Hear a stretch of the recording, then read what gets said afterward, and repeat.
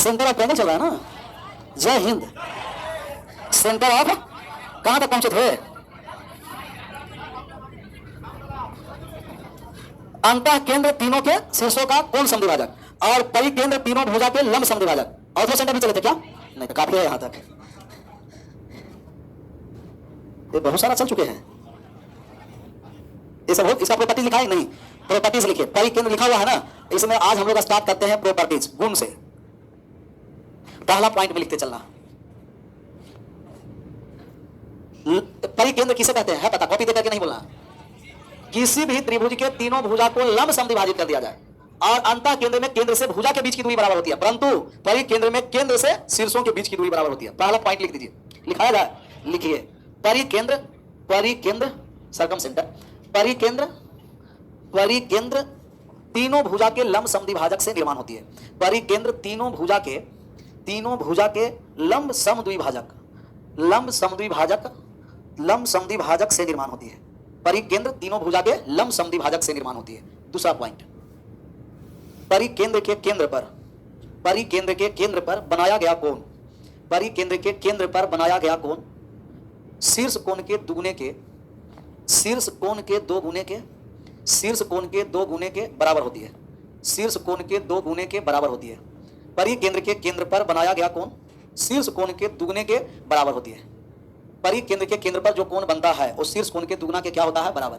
जब परिकेंद्र का मतलब कि जो वृत्त है वो तीनों शीर्षों को स्पर्श करेगा और अंतः केंद्र का मतलब वृत्त है जो तीनों भुजा को स्पर्श करेगा। ये परिवृत्त है कि नहीं देखिए तो। और परिकेंद्र के केंद्र पर मान लेते हैं कि यहाँ केंद्र कहीं ओ होगा और इनके केंद्र पर जो कोण बनेगा वो शीर्ष कोण के दो गुने के क्या होगा? बराबर। अगर शीर्ष कोण पर मान लेते हैं कि ये थीटा है तो केंद्र पर जो कोण बनेगा वो क्या होगा? 2 थीटा। ये हम लोग आगे चल करके सर्कल में भी पढ़ेंगे। इस सर्कल में कि समान चाप तथा समान जीवा के द्वारा बनाया गया कोण परिधि पर बनाए गए कोण का दुगुना होगा या परिधि पर बनाया गया कोण केंद्र पर बनाए गए कोण के आधा होगा। फिगर भी छाप लीजिए दूसरा पॉइंट में। तीसरा पॉइंट पर हम लोग आएंगे, फ्रैक्शन वैल्यू 7/11 कैसे लाए हैं सर? कहाँ हम लोग फ्रैक्शन परसेंटेज में ना क्या था? 63.33 था ना, 63.09% का फ्रैक्शन वैल्यू 1/11 होता है। ये 9 का कितना गुना था? 63.33 था ना, 63.33। ये परसेंट को लाए थे क्योंकि 9.09% का फ्रैक्शन वैल्यू 1/11 होता है। ये 9 का कितना गुना था? 7 गुना। तब 11/7, 1/7 का 7 गुना कर दिए तो 7/11 आया था परसेंट। इसको क्या छापना है? ये तो डॉट था उनका जो बताए, आप लोग इसको भी छाप लीजिएगा। ये ज्योमेट्री में कैसे आ गया। तीसरा पॉइंट, परिकेंद्र में केंद्र से, परिकेंद्र में केंद्र से, परिकेंद्र में केंद्र से शीर्षों के बीच की दूरी, शीर्षों के बीच की दूरी बराबर होती है। परिकेंद्र में केंद्र से शीर्षों के बीच की दूरी बराबर होती है। शीर्षों के बीच की दूरी बराबर होती है। शीर्षों के बीच की दूरी बराबर, केंद्र से किसके बीच की दूरी बराबर? शीर्ष के। जैसे हम मान लिए कि जो लंबाई ओ आर का होगा, वो आर नहीं ए हो ना, जो लंबाई ओ और ए का होगा वही लंबाई ओ बी का होगा, वही लंबाई ओ सी का होगा और ए हो गया आर के बराबर। ये कैपिटल आर क्या होता है? परिवृत्त के त्रिज्या, सर्कम रेडियस है। कैपिटल आर को बोलते हैं परिवृत्त के त्रिज्या, सर्कम रेडियस, और स्मॉल आर को बोलते हैं इन रेडियस, अंतःवृत्त के त्रिज्या। तीसरा पॉइंट में फिगर को छाप लीजिए, फिगर छापते चलना है।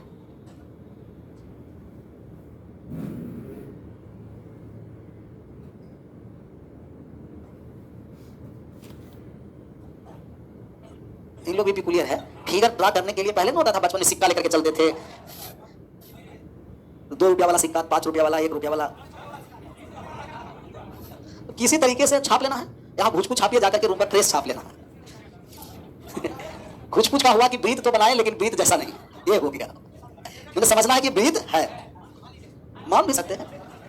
आगे बढ़ जाए, अगला पॉइंट, कितना नंबर पॉइंट पर थे? तीसरा।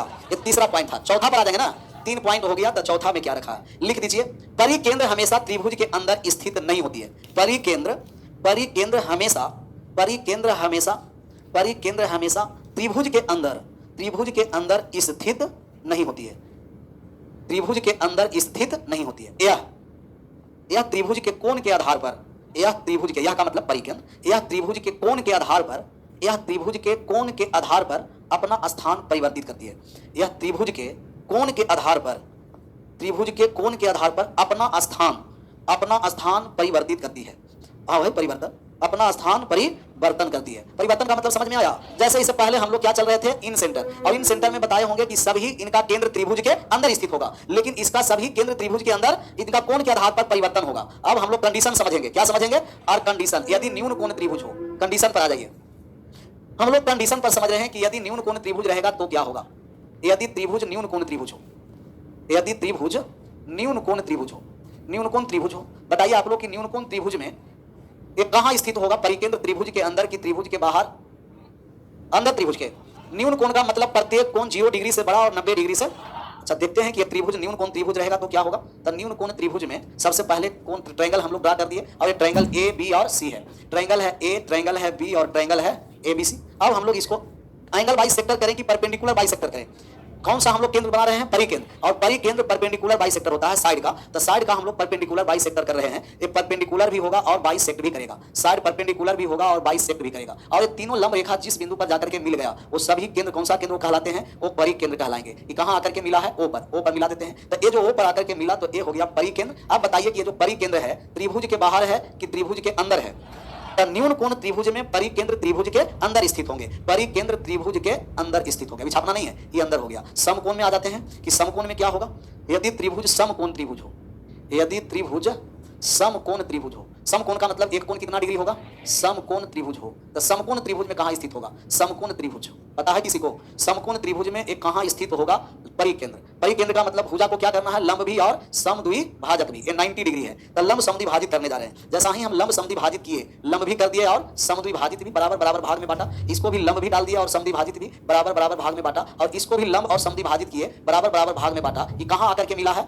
कर्ण के मध्य बिंदु पर। लंब भी है और समद्विभाजित भी है। तो समकोण त्रिभुज में जब परिकेंद्र बनाइएगा तो कर्ण के किस बिंदु पर बनेगा? मध्य बिंदु पर। तो कर्ण के मध्य बिंदु पर ओ है और एक परिकेंद्र है, परिकेंद्र। तो समकोण त्रिभुज में परिकेंद्र कर्ण के मध्य बिंदु पर स्थित होता है। समकोण त्रिभुज में परिकेंद्र, परिकेंद्र कर्ण के मध्य बिंदु पर, कर्ण के मध्य बिंदु पर स्थित होता है, मध्य बिंदु पर स्थित होता है। छाप लीजिए, मध्य बिंदु पर स्थित होता है। न्यून कोण त्रिभुज में त्रिभुज के अंदर, समकोण त्रिभुज में कर्ण के मध्य बिंदु पर। एक और बचा है, कौन सा बचा है पता है? अधिक कोण, क्योंकि कोण के आधार पर 3 ही कोण होता है, समकोण, अधिक कोण और न्यून कोण। कह रहा कि सर एल है 2D या 3D है? सर एल पता हमें चलेगा कि 2D है कि 3D है? एल 2D में भी होता है, और एल का मतलब लंबाई। तो 3D कब कहेंगे? कि जब तीनों आ जाए, लंबाई, चौड़ाई और ऊंचाई, ये 3D होगा। और जिसमें सिर्फ लंबाई और चौड़ाई है वो 2D होगा। 2D का मतलब 2 डायमेंशनल, और 3D का मतलब 3 डायमेंशनल। और अभी जो हम लोग पढ़ रहे हैं ये है 2D, 3D नहीं है, 2D, क्योंकि अभी 2D है। 2D के बाद 3D, जैसे बेलन हो गया, शंकु हो गया, गोला, अर्धगोला, घन, घनाभ, और भी बचा हुआ है प्रिज्म, पिरामिड, ये सब होता है 3D। जिसका आयतन निकालते हैं वो 3D होगा, और जिसे हम आयतन नहीं निकालेंगे वो सब क्या होगा? 2D। कितने लोग इसमें हैं जो त्रिभुज के आयतन का फॉर्मूला जानते हैं? समकोण त्रिभुज का आयतन, आयतन होता ही नहीं है, फॉर्मूला कहां से जानेंगे? क्यों? क्योंकि ये 2D है, 2D का आयतन होता ही नहीं। ऐसा ना कि कोई पूछेगा कि समकोण त्रिभुज का आयतन बताइए, तो कह दीजिएगा 1/2 गुना आधार गुना ऊंचाई। ये आयतन थोड़ी ही है। आ गया। मेनली रूप से सेंटर में 2 सेंटर को ज्यादा ध्यान रखना, एक सर्कम सेंटर और एक ऑर्थो सेंटर। बाकी सब आसान है। जैसे अंतः केंद्र त्रिभुज के अंदर हमेशा रहेगा, न्यून कोण त्रिभुज रहेगा तो भी त्रिभुज के अंदर, समकोण रहेगा तो भी अंदर, अधिक कोण रहेगा तो भी अंदर। लेकिन ये परिकेंद्र हमेशा त्रिभुज के अंदर स्थित कोण के आधार पर अपना स्थान परिवर्तन करेगा। न्यून कोण त्रिभुज में अंदर, समकोण त्रिभुज में भुजा पर। किस भुजा पर? सबसे बड़ी भुजा, सबसे बड़ी भुजा अर्थात कर्ण पर। तीसरा पॉइंट लिखिए। रुक गए तुम, रुके हुए हैं। इसका कंडीशन वाला 3 दुए हुआ है।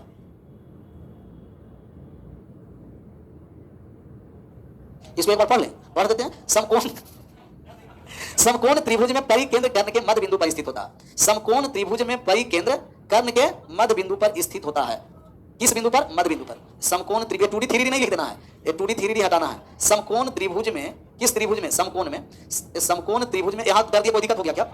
समकोण त्रिभुज में में कहां चला गया? समकोण त्रिभुज में में वाले यही छूट गया था, पूरा परिवार के साथ जाना चाहिए था। आगे बढ़ जाए। अब तीसरा कौन सा कंडीशन बचा है?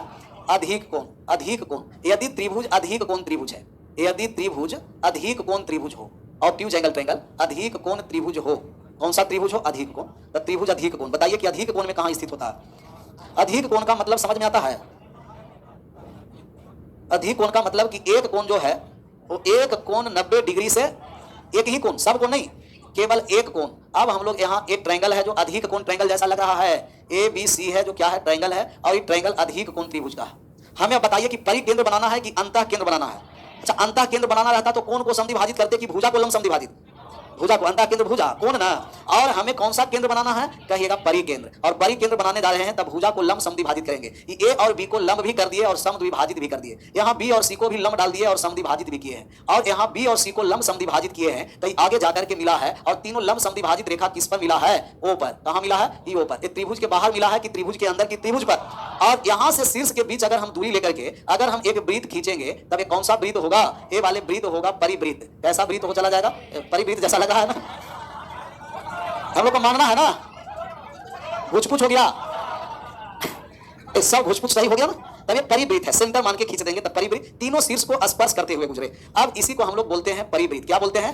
परिवृत्त। तब परिवृत्त वाले केंद्र हो गया परिकेंद्र। तो अधिक कोण त्रिभुज में परिकेंद्र, त्रिभुज के बाहर। ये यहां नोट में करके आप लिख सकते हैं, अधिक कोण त्रिभुज में परिकेंद्र। या हम नोट में करके लिखा ही देंगे। पहले इसे वृत्त को छाप लीजिए, चित्र को। न्यून कोण में त्रिभुज के अंदर, सम कोण में कर्ण के मध्य बिंदु पर, और अधिक कोण त्रिभुज में त्रिभुज के बाहर।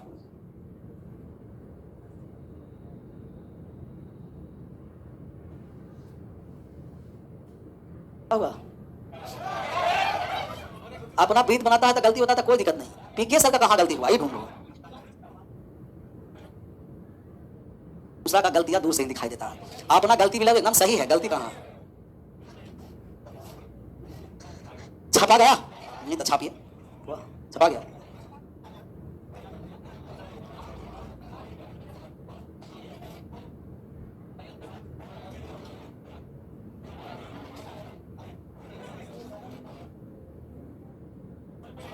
छपाया? ये ऑनलाइन में छापता है कि आपस में बात करने में इतना बड़ा बड़ा कमेंट लिखने में रहता है? बढ़ जाए आगे, रुक, कितना रुकाइएगा? छपा गया है तो नोट में करके लिख देना, लिखा दिया जाए। अच्छा बोल दे, ये कमेंट थोड़ा सा रोकिए तो। क्या है नाम इसका? है भारत ना? ना भारत चौहान है ना? भारत नहीं है, भारत चौहान है।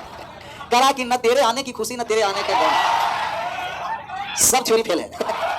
न तेरे आने की खुशी न तेरे जाने का, बीत गया वो जमाना जब दीवाने थे। हाँ यहाँ क्या लिखा है? क्लास कॉपीराइट मारा है, कॉपीराइट मार दो। तो कहाँ से बोले थे? यहाँ कॉपी पेस्ट कर देता है ना। एक और क्या था? एक और लाइन लिखा था, क्या लिखा था? हाँ क्या कह रहा है नोट में? ये नोटे में क्या लिख दिए? उसे काटो, लिख दिए। गजब गजब। अब नोट में करके लिखिए, आगे समाप्त हो गया। अधिक कोण त्रिभुज में, नोट में करके लिखना, उसे काट देना, उसे नहीं याद रखना। अधिक कोण त्रिभुज में, किस त्रिभुज में? अधिक कोण त्रिभुज में परिकेंद्र, अधिक कोण त्रिभुज में परिकेंद्र, अधिक कोण त्रिभुज में परिकेंद्र, त्रिभुज के बाहर, त्रिभुज के बाहर, त्रिभुज के बाहर सबसे बड़े भुजा, त्रिभुज के बाहर सबसे बड़े भुजा के नजदीक में, त्रिभुज के बाहर सबसे बड़े भुजा के नजदीक में, त्रिभुज के बाहर सबसे बड़े भुजा के नजदीक में स्थित होता है। त्रिभुज के बाहर सबसे बड़े भुजा के नजदीक में स्थित होता है। सबसे बड़े भुजा, जैसे देखना है कि बड़ा भुजा है कि वाले छोटा भुजा। अगर ये कौन बड़ा तब भुजा बड़ा, तो किस भुजा के नजदीक में? सबसे। तो अगर थोड़ा सा सवाल जाकर ज्यादा घुमाकर पूछना चाहा तो पूछेगा कि उस केंद्र को कौन सा केंद्र कहते हैं? किस केंद्र को? उस केंद्र को कौन सा केंद्र कहते हैं जो अधिक कोण त्रिभुज के सबसे बड़े भुजा के नजदीक में स्थित है। तो सबसे बड़े भुजा के नजदीक में स्थित है वो क्या हो गया? लेकिन सबसे बड़े कोण के नजदीक पूछ देगा तब हो जाता है लंब केंद्र। लंब केंद्र पर सबसे बड़े भुजा के नजदीक में परिकेंद्र और सबसे बड़े कोण के नजदीक में लंब केंद्र। कितना पॉइंट था? पॉइंट भूल गए होंगे? अच्छा कोई भी उसे आगे वाला पॉइंट हम लोग लिखेंगे।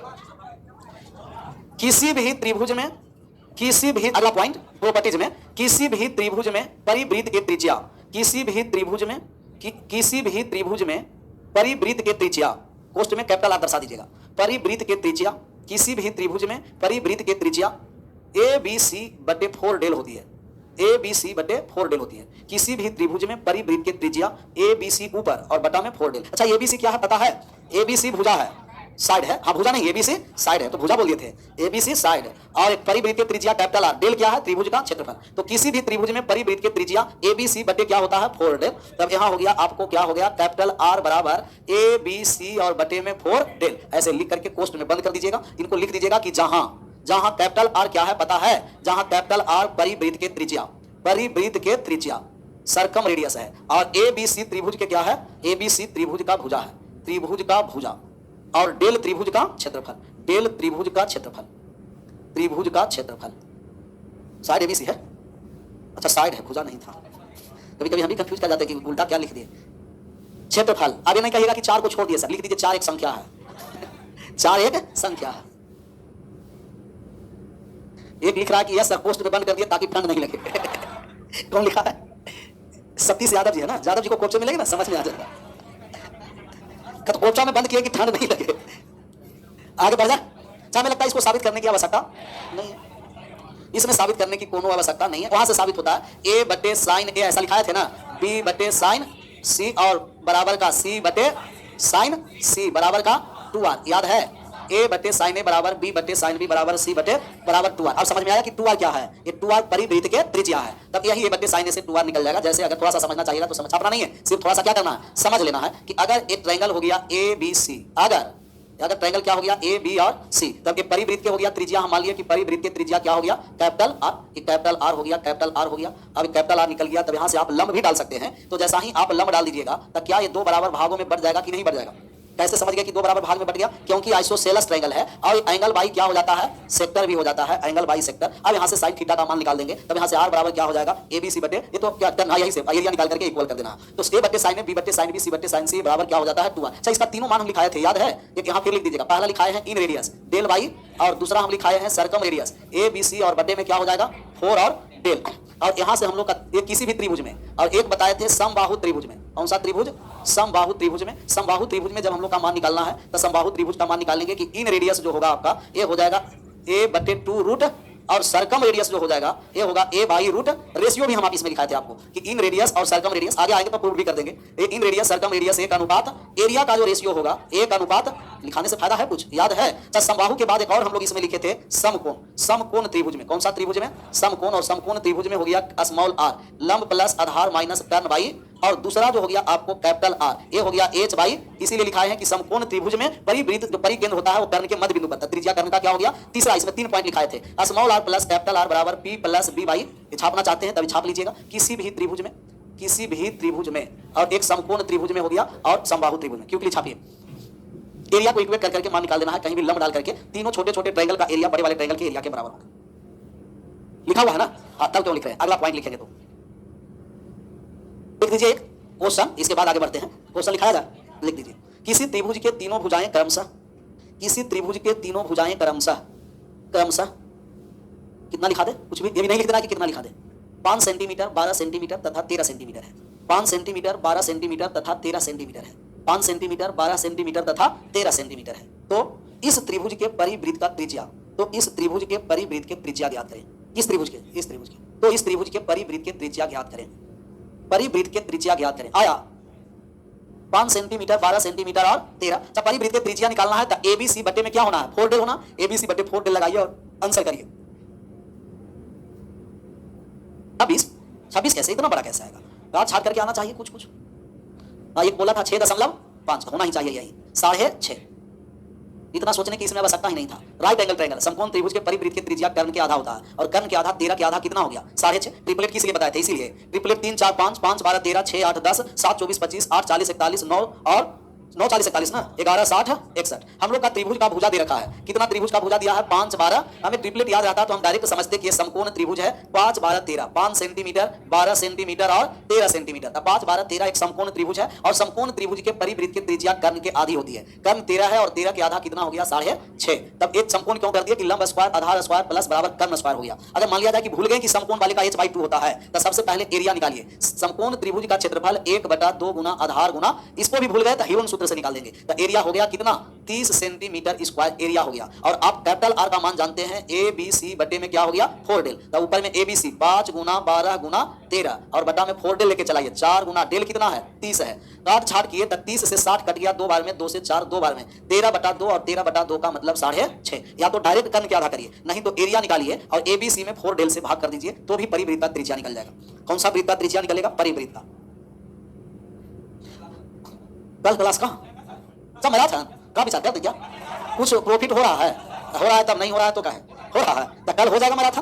तो कितना बजे से करते? वही कर देते हैं 8 बजे से, 8:15 से ना। तो 8:15 से क्या कौन सा चैप्टर बचा हुआ था? चाहे रेशियो हो गया था मिक्सचर, और तब मिक्सचर एलिगेशन का कर देते हैं सैटरडे को, और संडे को कर देंगे थोड़ा सा बड़ा नंबर सिस्टम तो होता ही रहेगा, तो टाइम एंड वर्क को कर देंगे, बड़ा टॉपिक को उठा लेंगे। तो मिक्सचर एलिगेशन 8:15 में कल, और इससे 8:15 में परसों सैटरडे, और वही ऑनलाइन में ही आप लोगों को दही चूड़ा दिखा देंगे, डाउनलोड करके खाते रहना है और पढ़ते रहना है। ए क्या आओ, क्यों नहीं आना है? आराम से खाना दही चूड़ा। हमें खुद भूल जाते हैं कि एड्रेस कहाँ रहते हैं, लेकिन रास्ता नहीं भूलते, पहुंच जाते हैं। आगे बढ़ जाए, एड्रेस आ जाना केजीएस में नहीं।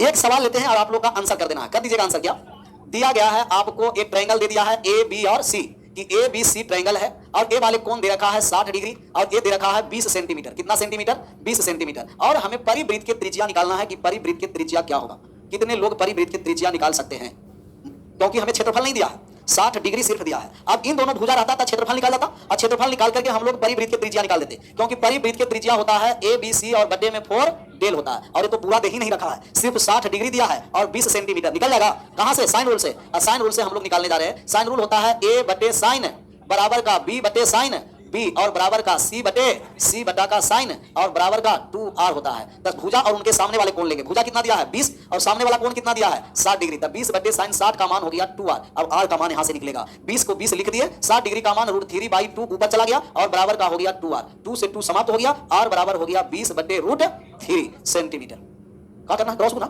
फॉर्मूला से। कौन सा फॉर्मूला? समबाहु। सही, समबाहु त्रिभुज कौन कहा दिया कि समबाहु त्रिभुज है? ये समबाहु त्रिभुज कहा गया है? नहीं, सिर्फ एक कोण और एक 60 डिग्री देख करके क्या कर दिए? देखिए महा बहादुर है, एक 60 डिग्री देखे और हम कहां कहें कि बी भी 60 डिग्री है। सिर्फ हम एक मान दिए कि कोण ए बराबर और एक बीसी का मान हम दे दिए हैं कि 20 सेंटीमीटर है। इससे कोई पता नहीं चलेगा कि ये 60 डिग्री वाले समबाहु त्रिभुज है। एक कोण और कर देते 60, तो तीसरा कोण हो गया 60, तीनों कोण बराबर तो क्या हो गया? समबाहु। ये हम लोग साइन रूल से निकालेंगे। कौन सा रूल से निकालेंगे? साइन रूल से। अच्छा, हम ऑप्शन में लेते हैं और आपको बताना है कि ऑप्शन में कौन सा सही होगा। जैसे दे दिया गया, कितना दे दिया जाए? 20√3। दूसरा ऑप्शन दे देते हैं, कुछ भी दे देते हैं, इसमें क्या हो जाएगा? 20√3/3। ये हम जान रहे थे कि यही बताइएगा। और यहाँ हो गया √3 बटे का 20 और डी में हो गया none of this. None of this. बताइए परिवृत्त की त्रिज्या क्या है? कितना गया?